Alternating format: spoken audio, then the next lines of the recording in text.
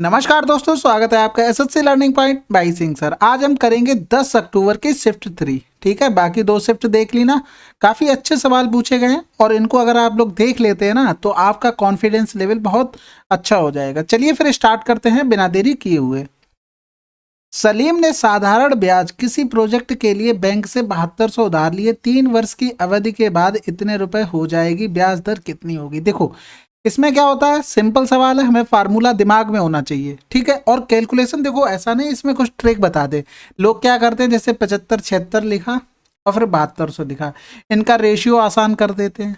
कोई वो नई चीज थोड़ी ना बताते हैं, यहाँ डायरेक्ट किया करो। सिंपल सा डिफरेंस देखो, कितना ब्याज मिला, 6 7 और 15, 5 से 2 गया 3 हो गया, 9 से 7 गया 2 हो गया, इतना तो ब्याज मिल गया। ये कितने साल में ब्याज मिला, ये 3 साल में ब्याज मिला। यानी कि 1 साल का हम ब्याज निकाल लें, 3 सत्ते 21 हो गया, 3 नेम 27, 3 दूनी 6, 1 साल में ब्याज हो गया। कुछ नहीं, अब सिंपल सा 792।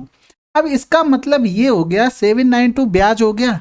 तुमने 7200 रुपये इन्वेस्ट किए और 792 का तुम्हें ब्याज मिल गया, यानी कि ये प्रॉफिट हो गया तुम्हारा। प्रॉफिट परसेंटेज हमेशा किस पर निकालते हो भाई, प्रॉफिट परसेंटेज किस पे निकालते हो, जो अब तुमने इन्वेस्ट किया, इन्वेस्ट कितना किया, 7200 रुपये लिया। बस ब्याज का मतलब यही होता है कि प्रॉफिट लेते हैं हम चीजें, और थोड़ी ना कुछ होता है। ठीक है, यहां से ये चला गया, 12 छंग 72 कर देंगे, 12 छंग 72, 12 छंग 72, 6 कम 6, 6 कम 6, 11% हो गया। ठीक है, कुल मिला के जो CISI होता है, जो ब्याज हमारा निकल गया था, करने का तरीका थोड़े डिफरेंट हो जाते हैं। बस क्या होता है उसमें, होता वही है कि प्रॉफिट वाली चीज़ें काउंट होती हैं। ठीक है, हमने क्या किया, ब्याज निकाला, ब्याज निकालने के बाद 1 साल का ब्याज ले लिया, फिर देखा कितने का, 792 का ब्याज मिला। कुल मिलाकर इसको प्रॉफिट बोल सकते हैं। प्रॉफिट हुआ किस पर हुआ, 7200 पे हुआ। परसेंटेज निकाल लेते हैं, आंसर आ गया। अगला सवाल, ए और बी अकेले एक काम को क्रमशः 4 दिन 8 दिनों में पूरा कर सकते हैं। यदि वे दोनों ए से शुरू करके एक दिन छोड़कर काम करते हैं तो काम कितने दिनों में पूरा हो जाएगा। देखो ए ने किया 4 दिन, बी ने किया 8 दिन। अब इनका एलसीएम 8 हो गया, 4 दूनी 8 हो गया, 8 एकम 8 हो गया। अब क्या करा, ए ने शुरू किया, उसके बाद बी आया, यानी कि 2 दिन का काम कितना हो गया, 3 हो गया। 2 दिन का काम हो गया, 2 डेज का। बात समझ में आई। अब यहाँ पर 8 में हम भाग करेंगे, 3 दूनी 6 2 बार चला गया, इसमें 2 का गुणा कर देंगे, 4 दिन का काम हो चुका है। तो 3 दूनी 6 किया, 2 काम बचा है अभी। ये काम कौन करेगा, अब किसका नंबर, ए का नंबर आएगा, यानी कि 1 दिन वो और काम कर देगा। टोटल काम 5 दिन हो गया। 2 प्रिंटरों प्रत्येक 12,000 में एक को 20% के लाभ पर, दूसरे को 20% की हानि पर बेचा गया है। पूरे लेन देन में हानि या लाभ कितना होगा, 4% की हानि होगी। फार्मूला बताया था, अगर ये दोनों सेम हो जाएं तो हमेशा तो हानि होगी, अगर एक लाभ एक हानि हो रही तो हमेशा हानि होगी, और फार्मूला बन जाएगा A² / 100। ठीक है, अब कुछ लोगों को कन्फ्यूजन रहता है कि ये फार्मूला लगता कहाँ, जैसे ये वाले AC वाले फार्मूले से तो बन के आता है ये देखो, जब तुम प्रैक्टिस करोगे ना खूब ढंग से, तब ये समझ में आ जाएगा कि बहुत जगह ये फार्मूला लगता है। ठीक है, अगला सवाल करते हैं। आप कोशिश कीजिए, प्रैक्टिस कीजिए, बस इसके अलावा कुछ नहीं। अगर आपने एक बार सिलेबस कंप्लीट कर लिया, जितना हो सके, जो जहां भी तुम्हें देखे प्रीवियस ईयर है, कहीं पर भी तुरंत उठाओ और लगाना शुरू कर दो। अपने आप तुम देखना कैसे भागते हो भाई। अगला सवाल करते हैं। देखो A+B+C बराबर इतना, ये सवाल हमने बहुत करवाया इस टाइप के हमेशा। इसमें देखो, जैसे अगर तुम डायरेक्ट फार्मूला खोलने जाओ वो तो सब तुम कर ही लोगे। A को 0 मान लो, इसको 0 मान लिया, C को 0 मान लिया, यानी कि ये 0 हो गया। यहाँ से बना क्या, A² प्लस का B² माइनस का 2AB और प्लस का B² प्लस का A² हो गया। समझे रहे ना, यहाँ पर C0 माना तो A को नहीं, A नहीं C। ठीक है, अब यहाँ से देखो बन क्या गया, 2A² प्लस का B² माइनस का 2AB बन गया। यानी कि यहाँ पर इसकी वैल्यू तो हमें पता है ना, 2 गुणे 117 हो गया। माइनस का मैं 2AB की वैल्यू चाहिए, यानी कि इसका होल स्क्वायर कर दें, यानी A+B का होल स्क्वायर मतलब 17 के स्क्वायर, बराबर हो जाएगा A² प्लस का B² प्लस का 2AB हो जाएगा। यहाँ पर हो गया 289। इसकी वैल्यू तुम्हें पता थी, 117 माइनस कर देंगे, 9 से 7 गया 2, 8 से 1 गया 7, 2 से 1 गया 172 आ गया। यानी कि यहाँ से करेंगे 2 सत्ते 14 हो गया, 11 दूनी 22, 1 23 हो गया, माइनस का 172 हो गया। 4 से 2 गया 2 हो गया, 13 से 7 गया 6 हो गया, आंसर आ गया। तो कैलकुलेशन आपकी अगर अच्छी होगी ना तो बहुत जल्दी कर लोगे, पेपर इतने टफ नहीं होते हैं। ठीक है, अगला सवाल। 14 सेंटीमीटर ऊंचाई वाले एक लंबवृत्तीय बेलन का वक्र पृष्ठीय क्षेत्रफल 88 सेंटीमीटर स्क्वायर होता है। बेलन के आधार का व्यास ज्ञात कीजिए। देखो इसमें क्या होता है, फार्मूला तुम्हें पता है, 2πr/h बराबर 88 दिया है। बस यहाँ पर ये देखो h लिखा है, ये हटाओ, इधर 14 नीचे लगा दो, बस यहाँ से तुम्हारा काम खत्म हो गया। यहाँ से रेडियस कितनी आ जाएगी, 14/14 आ जाएगी, गुणा कर देंगे 2, क्योंकि व्यास निकालना, आंसर आ गया 2। ये एकदम से कैसे हुआ, देखो हमने बताया था अगर रेडियस दी जाए 2πr और πr², ये होता है 7, तो ये कितना होता है 44, ये होता है 154। अगर रेडियस 14 हो गई, ये 88 हो गया, और ये कितना हो गया 616। अब यहाँ पर देखो ये 2πr में बटे 14 कर दिया, 2πr की तो वैल्यू बची थी, बटे 14 कर दिया, यहाँ पर भी 14 बटे हो जाएगा, यहाँ पर भी 14 हो जाएगा, यानी कि रेडियस हमारी इतनी आ गई, रेडियस हमारी इतनी आ गई, लेकिन हमें चाहिए क्या था, व्यास चाहिए था, यानी कि 14/14 गुणे 2 कर देंगे तो व्यास नहीं निकल आएगा। मैं फिर भी कह रहा हूँ ये तरीका तभी लगा पाओगे जब आप प्रैक्टिस करोगे, अगर प्रैक्टिस नहीं करोगे तो कोई नहीं लगा पाता भाई। हमने भी एकदम से थोड़े ना लगाना शुरू कर दिया, प्रैक्टिस कर रही भाई।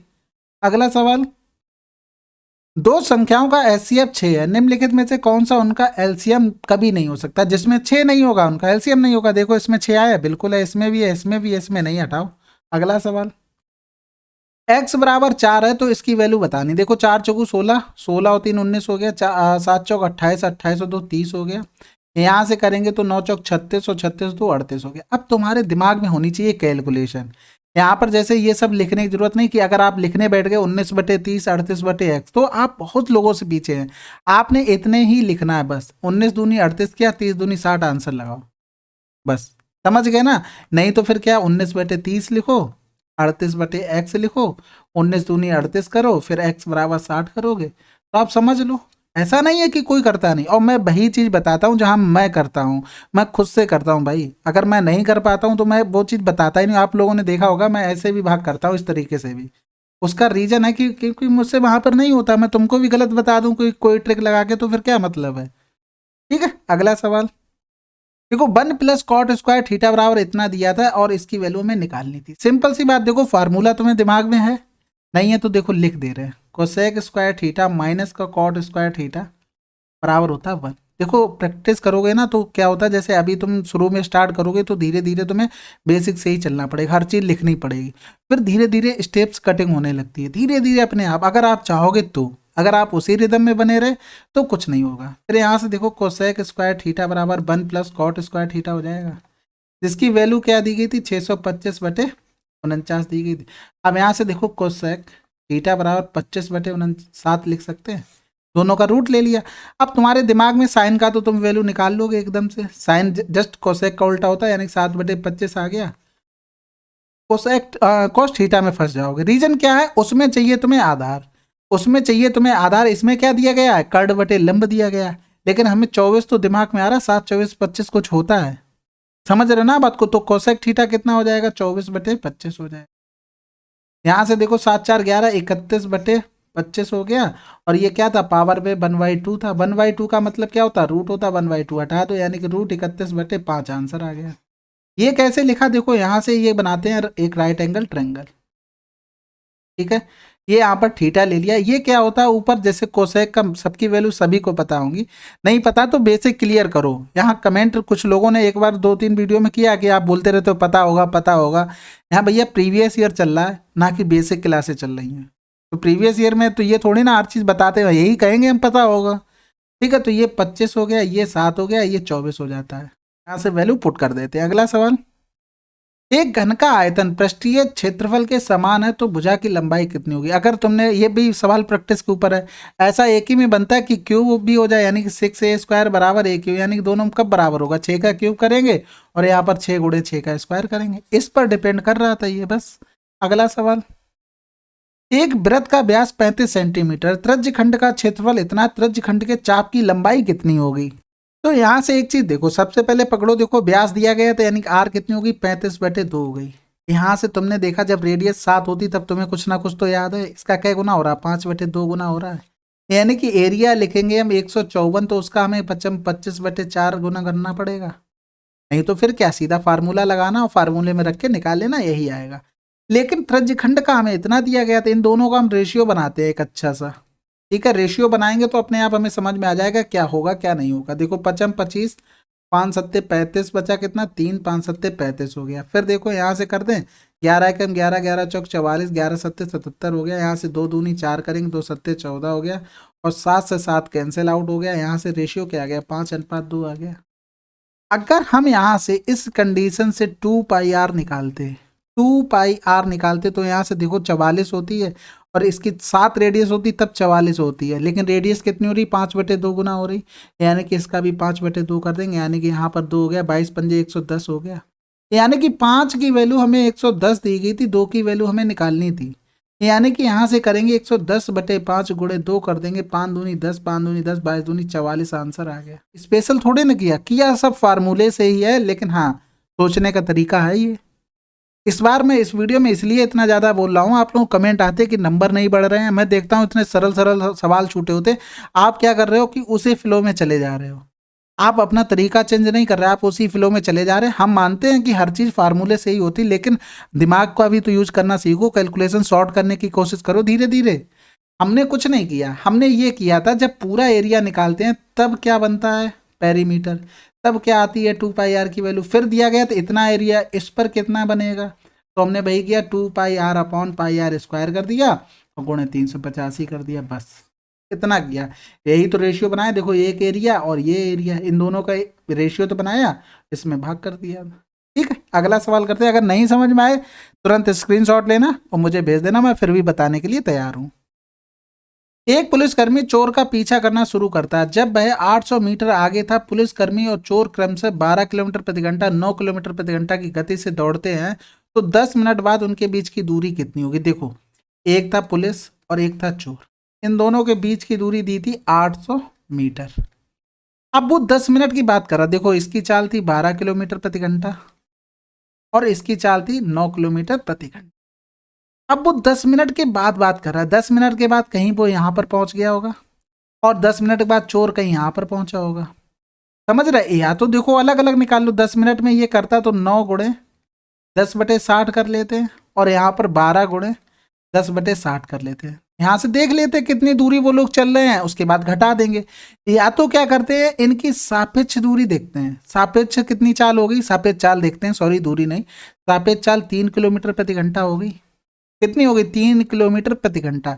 अब यहाँ से निकालते 10 मिनट में वो कितनी दूरी करेगा, 10 मिनट में कितनी दूरी करेगा। तो यहाँ देखो दूरी मीटर में दी गई थी, ऑप्शन में भी मीटर में थी, यानी कि इसको चेंज कर लेते हैं, 5/18 मीटर प्रति सेकंड हो गया।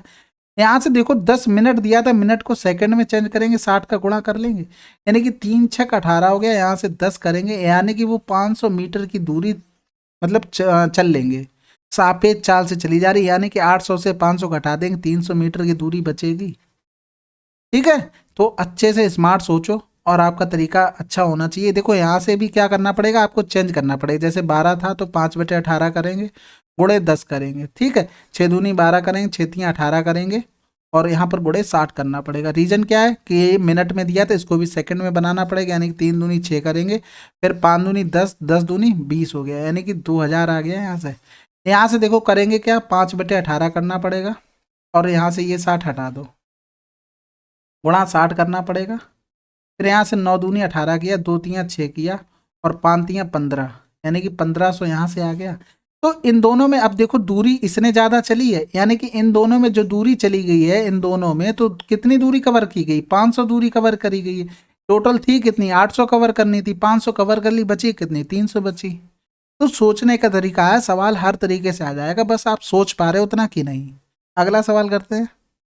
गणित, भौतिक विज्ञान और रसायन विज्ञान में क्रमशः किन छात्रों को सर्वाधिक अंक प्राप्त हुए। देखो ये एक ऐसा सवाल है, इसको थोड़ा दिमाग में रखा करो या कहीं नोट डाउन करके कर लो, कि कभी कभी क्या होता है फंसाने वाला बन जाता है, सबको जोड़ने लगते हैं। लेकिन यहाँ देखो गणित में सबसे ज़्यादा किसको प्राप्त है, अंकित को है, फिर उसके बाद अंकित सबसे पहले आ गया, फिर भौतिक विज्ञान में किसको ज़्यादा प्राप्त है, इसको नेहा को, फिर केवल को रसायन विज्ञान, तीन ही की बात कर रहा था, यही आंसर हो गया। अगला सवाल, यदि x-1 इसका गुणनखंड है तो k का मान क्या होगा। गुणनखंड है तो x-1 बराबर -1 बराबर 0 हो गया, x बराबर 1 पुट कर देते हैं, 1 पुट करेंगे तो 1 प्लस का 6k इंटू 1 माइनस का 7 बराबर 0। तो यहाँ से देखो ये कितना बना देगा, 7 माइनस का 6, यानी कि इधर चला जाएगा प्लस का 6, 6/6 आंसर 1 आ गया। अगला सवाल, अर्धवार्षिक रूप से देय 5% प्रतिवर्ष की नाम मात्र दर के अनुरूपी प्रभावी वार्षिक ब्याज दर क्या होगी। जैसे हम प्रभावी छूट निकालते हैं वही होता है प्रभावी वार्षिक दर। तो देखो अर्धवार्षिक कह रहा रेट कितनी हो जाएगी, 5% हो जाएगी। फार्मूला सभी को पता है, a इंटू ए अपॉन 100 हो जाएगा, यानी कि 5 प्लस का 5 प्लस 25/100, यानी कि आंसर आ गया 10.25। अगला सवाल, निम्नलिखित में से कौन सी संख्या युग्म अभाज्य है। देखो यहाँ से देखो इसमें है, देखो ये तो है ना भाज्य संख्या, ये भी है, और यहाँ 57, ठीक है, ये भी है, इसमें कुछ नहीं है। अगला सवाल, क्योंकि कोई ना कोई संख्या देखो 27 3 से कटती है, 77 भी कट जाएगा, 57 भी, 7 5 12 और कट जाएगा, और 37 और 67 किसी से नहीं कटते हैं। अगला सवाल, एक वर्कशॉप में सरल और कनका एकांतर दिनों में काम करते, देखो सरल थी और कनका थी, पहले दिन सरल काम करते हैं, दूसरे दिन कनका, तीसरे दिन सरल, और यही क्रम इसी प्रकार जारी रहता है। सरल अकेले काम को 15 दिनों में पूरा कर सकती है, जबकि कनका अकेले उसी काम को पूरा करने में 18 दिन लेती है। यदि वे एकांतर आधार पर काम करते हैं तो वे उस काम को कितने दिनों में पूरा करेंगे। सरल कह रहा था 15 दिन, और कौन था, कनिका 18, एलसीएम 90, 15 छक्का 90, 18 पंजे 90, 6 और 5, 2 दिन में काम कितना हो रहा है, 11 हो रहा है, कितने दिन में, 2 डेज में। ये ध्यान रखने वाली बातें होती, 90/11 कर देंगे, 11 8 88 हो गया, यानी कि 2 का गुणा करना पड़ेगा, किसकी वजह से, इसकी वजह से। तो 16 दिन तो काम ये हो चुका है। अब बाद काम बचा कितना, 2 बचा, अब कौन करेगा, क्या ये करेगी आके, यानी कि बटा 6 करेंगे, नहीं 2 एकम 2, 2 3 6, यानी कि 16 से 1/3 आंसर आ गया। अगला सवाल, वर्ष 2014 में एक शहर की जनसंख्या इतनी थी, यदि 2015 में 8% की वृद्धि और 2016 में 35% की कमी होती है, 2017 में 65% की वृद्धि होती, तो 2017 के अंत में शहर की जनसंख्या कितनी होगी। देखो 1 2 3 4 5 6, 8% की वृद्धि 108/100, फिर गुणा कर देंगे, 35% की कमी हो रही है, यानी कि ये हो गया 65%, फिर 65% की वृद्धि यानी 165/100। तो यहाँ से देखो ये वाला तो ऑप्शन पहले ही काट दो, क्योंकि देखो कमी तो होगी नहीं, 2 बार वृद्धि हो रही है, ठीक है, वो भी ज़्यादा हो रही, तो यहाँ से तो ये हट गया। बाकी देखो क्या है, 2 2 4 2 6 0 चले गए, 2 2 4 2 6, अब यहाँ से बचा 8 गुणे 108 गुणे 65 165। अब यहाँ से देखो कैलकुलेशन बड़ी है लेकिन कठिन नहीं है, बड़ी है बस। अब यहाँ से देखो हमें चाहिए क्या, यहाँ से 5 और 5 आ रहा है, यानी कि 8 पंजे 40, लास्ट में 0 तो चाहिए ही चाहिए। तो देखो इसमें 0 है, हटा दो उसको, इसमें 0 है, हटा दो, बाकी कैलकुलेशन आप लोग कर ही सकते हैं। ठीक है, अगला सवाल करते हैं। a माइनस बी बराबर 9 है और इसकी वैल्यू निकालनी थी, यानी कि a बराबर हम लिख सकते हैं 9 प्लस बी, इसमें वैल्यू पुट कर दो, तो 9 प्लस का b माइनस का 18 का होल क्यूब माइनस का v माइनस 9 का होल क्यूब। यहाँ से क्या लिख जाएंगे, v माइनस 9 का होल क्यूब लिख लेंगे, माइनस का v माइनस का 9 का होल क्यूब हो गया, ये कैंसिल आउट हो गया, आंसर आ गया 0। अगला सवाल, एक व्यापारी नकद भुगतान पर 12.5% की छूट देता है, 20% का लाभ कमाने के लिए उसे अपने सामान पर क्रय मूल्य से कितना % अधिक मूल्य अंकित करना पड़ेगा। देखो अंकित मूल्य इस हिसाब से हमें करना पड़ेगा कि उस पर 12.5% की छूट भी देनी है, यानी कि मार्क प्राइस पर हमें 12.5% की छूट देंगे, यानी कि इसका मतलब 1/8 हो गया, 8 की चीज पर 1 की छूट देंगे, यानी कि 7/8 में बेचेंगे। अब हमें ये जो सेलिंग प्राइस आया है इस पर हमें 20% का प्रॉफिट चाहिए, प्रॉफिट किससे लेते हैं, एससीपी पर लेते हैं। समझ में आ गई बात, यानी कि यहाँ से करेंगे 20 छक्का 120, 20 पंजे 100 हो गया, यानी कि मार्क प्राइस अपॉन सीपी कितना बन गया, 8 छंग 48, 7 पंजे 35। तो यहाँ से देखो कितने का प्रॉफिट ले रहा, मतलब कितना ज्यादा डिनोट कर रहा, 13 रुपये बढ़ाना पड़ रहा है, किससे, 35 से गुणा कर देंगे तो 5 सत्ते 35 हो गया, 5 दूनी 10 हो गया, यानी कि 260/7 हो गया। यहाँ से करेंगे 7 21 हो गया, 7 7 49, फिर 1 बच गया, यानी कि एक ही बार भाग जाएगा, यानी कि 37.1 समथिंग आंसर आ जाएगा।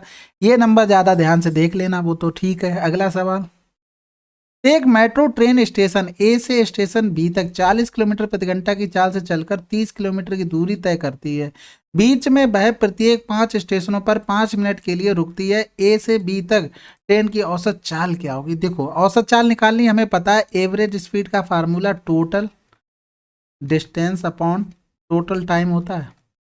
कोई समस्या है किसी प्रकार की, देखो टोटल डिस्टेंस कितनी थी, 30 किलोमीटर थी, टोटल टाइम कितना लगा ये भी तुम्हें निकालना पड़ेगा, लेकिन यहाँ से देखो 30/40 किया, ये क्या था, घंटे में था, हमें किलोमीटर घंटे में चाल भी चाहिए, तो कोई दिक्कत नहीं, यहाँ से इतना टाइम लगा, फिर 5 स्टेशनों पे 5 मिनट और लगे, यानी कि यहाँ से भी करेंगे तो 5 पचम 25 बटे करना पड़ेगा 60, ये घंटे आ गए। यानी कि यहाँ से करेंगे 12 हो गया, यानी कि एलसीएम ले लेंगे तो 12 आ गया, 4 तियाँ 12, 3 तिरका 9 हो गया, यानी कि 5 9 5 14 बटे 12 हो गया। कोई समस्या? यानी कि इसमें हम टोटल टाइम रख देंगे, बिल्कुल रखना पड़ेगा भाई। 2 सत्ते 14 हो गए, 2 छक्के 12, 6 तियाँ 180 बटे 7 हो गया, 7 दूनी 14, 4 बच गया, 7 पन्ने 35, 5 बच गया, 7 7 49, यानी 25.7 आंसर आ जाएगा। अगला सवाल करते हैं।